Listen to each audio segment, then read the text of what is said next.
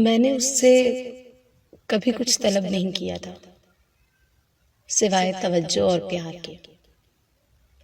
हाँ, बचपन में बाबा की वफात के बाद अम्मी ने मुझे पाला।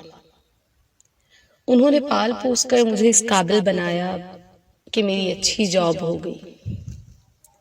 अच्छी नौकरी मिलने के साथ साथ कहीं ना कहीं मुझे प्यार और तवज्जो की भी बहुत ज़रूरत थी। अकेली रहती थी, सिर्फ अम्मी का सहारा था। वो भी बीमार रहने लगी। उन्हें मेरा और मुझे उनका सहारा बहुत अच्छा लगता था। शायद मैंने कभी किसी तीसरे का तसव्वुर भी नहीं किया था। लेकिन कहते हैं ना कि बढ़ती उम्र के साथ हर चीज बदल जाती है, तो मेरी भी तवक्कुआत बदलने लगी, मेरी भी ख्वाहिशात बढ़ने लगी। जब मैंने उसे पहली बार देखा तो मुझे बहुत सुलझा हुआ और बहुत ही समझदार लड़का लगा। और था भी ऐसा ही कि मोहब्बत तो फिर अंधी होती है। हाँ, मुझे मोहब्बत हो गई थी, लेकिन हुआ कुछ यूं कि मोहब्बत के 4-5 महीने बाद ही मेरी वालदा की तबीयत बहुत ज्यादा खराब रह रही थी। मैंने उससे कहा कि हम शादी कर लेते हैं, तुम अपने घर वालों को मेरे घर भेज दो, मेरी अम्मी से बात कर लूंगी मैं, वो राजी हो जाएंगी, वो मेरी खुशी के आगे कुछ नहीं देखेंगी।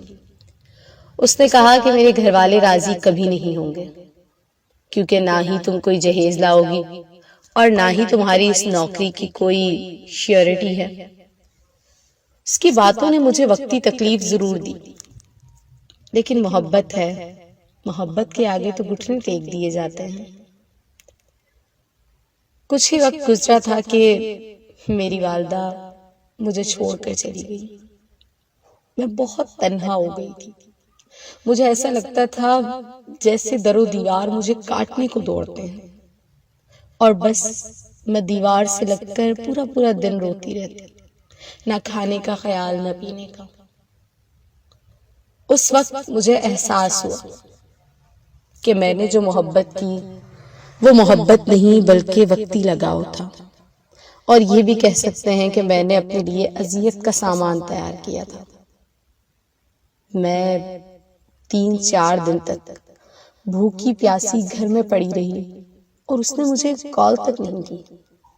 वो मेरी वालदा की ताजियत को क्या आता, उसने मुझसे ये तक नहीं पूछा कि मैं किस हाल में हूं। खैर, हाँ, मुझे अपनी अम्मी बहुत याद आती है। मैंने भी उससे कोई ताल्लुक नहीं रखा, बल्कि मैंने वो नौकरी छोड़कर दूसरी तरफ बेहतरीन किस्म की नौकरी ढूंढी। जिंदगी गुजर रही है और मैं गुजार रही हूँ, लेकिन हाय माँ, तुम कहाँ चली गई?